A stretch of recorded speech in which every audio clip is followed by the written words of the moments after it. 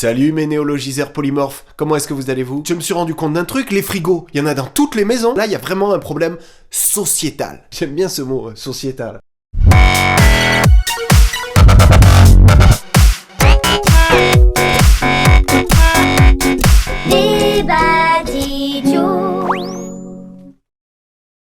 Ils ont envahi toutes nos habitations. Tapis dans l'ombre, ils consomment des quantités astronomiques d'électricité pour un rendement et une finalité plus que contestable. Les frigos font désormais partie du quotidien de milliards de gens, notamment dans des pays où le gâchis énergétique est la règle depuis plusieurs décennies. Qui les fabrique? Qui les vend? Comment ces appareils ont su se rendre incontournables au point que plus grand monde ne se pose même plus la question de leur véritable utilité? Leur véritable utilité? Mais c'est vrai, ça à quoi ça sert un frigo?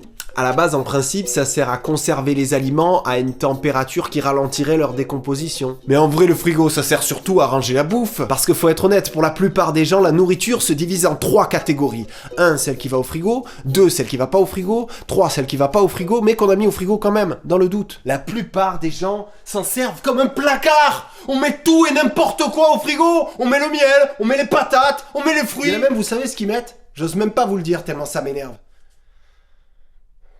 Le fromage. Goût du fromage, où donc t'es où? Tu t'es fait niquer dans le frigo.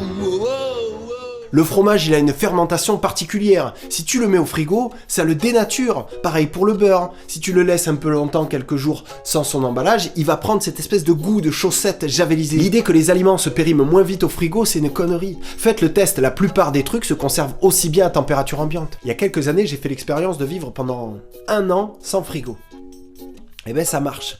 J'ai même découvert le plaisir de faire à manger. Tous tes sens, ils sont en action. La vue, parce qu'un aliment que tu vois, t'as plus l'idée de le bouffer que quand il est au fin fond du frigo que tu le vois pas. Au niveau du toucher aussi, c'est-à-dire quand tu poses tes mains sur une tomate avant de la couper, eh bien la tomate, elle est à la même température que tes doigts. Ça te refroidit pas tes petits doigts. Et puis l'odeur aussi, l'odeur est différente. Et surtout, je me souviens à l'époque, après j'ai reçu ma facture d'électricité, j'ai fait... J'ai jamais eu une facture aussi basse. Faut savoir un truc, c'est que le frigo, ça représente plus du tiers de la consommation d'un ménage. Pourquoi y a-t-il autant de frigos partout alors? Alors pourquoi y a-t-il autant de frigos partout? Alors pourquoi y a-t-il autant de frigos partout? Parce que cet objet d'usage courant n'est autre qu'un des 3 piliers de la société actuelle. Voiture, supermarché, frigo. Enlevez-en un seul et tout le système se casse la gueule. On nous stocke au supermarché ce qu'on va venir chercher en voiture pour remplir nos frigos. Ensuite, on stocke dans la voiture ce qu'on va mettre au frigo qu'on ramène du supermarché. Et enfin, on stocke au frigo ce qu'on a ramené du supermarché grâce à la voiture. D'ailleurs, au début, c'est les constructeurs automobiles qui fabriquaient les frigos. Ici, nous pouvons voir que ce réfrigérateur dont la marque Frigidaire a fini par devenir le nom d'usage de tous les frigos était conçu par le plus gros fabricant de voitures au monde, General Motors. Et aussi, je connais pas d'endroit où il y a plus de frigos que dans un supermarché. Ah si, à la morgue. D'ailleurs, ça me fait penser que le frigo est un petit peu une chambre mortuaire pour aliments dévitalisés. Cimetière à condiments, mouroir à bouffe, dans ces véritables machines à gâcher où les dates de péremption ne sont pas sans rappeler celles qui ornent les pierres tombales, un important pourcentage de produits n'en ressort hélas que pour aller directement à la poubelle. Écoutons donc ce témoignage terrifiant d'une salade. Franchement, les 3/4 du temps, on nous oublie dans le bac à légumes. À un moment donné, les gens, faut qu'ils savent ce qu'ils veulent. Nous, à la base, on veut bien être mangés. Le problème, c'est qu'on reste collé au fond pendant des mois et des mois. Et on se les gèle. Le frigo est un problème de société. Problème de société. Ah oui, aussi un autre truc, un frigo, ça dure plus 30 ou 40 ans comme avant. Maintenant, c'est à obsolescence programmée, donc ça dure 5 ou 6 ans. Et des millions de frigos, ça donne des millions de tonnes de déchets.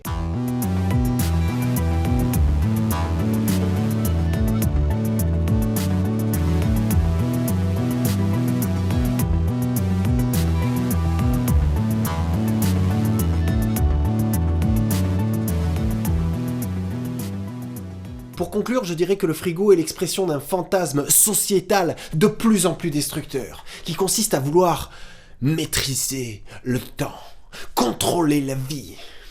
Alors oui, achetez des produits frais et locaux, si possible directement du producteur. Mangez plus de choses crues, faites plus souvent des petites courses et moins souvent des grosses courses. Et surtout à l'occasion, si vous vous sentez, débranchez-le pour voir comment ça fait. Voilà, ce débat d'idiot est maintenant terminé. Merci beaucoup de l'avoir visionné en entier. Merci d'avoir réfléchi avec moi sur ce thème, sur cette problématique sociétale. Vous pouvez me suivre dans Facebook, Duval MC, vous cliquez sur j'aime et c'est parti. Et surtout, vous abonner à ma chaîne YouTube qui s'appelle également Duval MC. C'est très important de s'abonner à la chaîne. Hasta luego les mutins.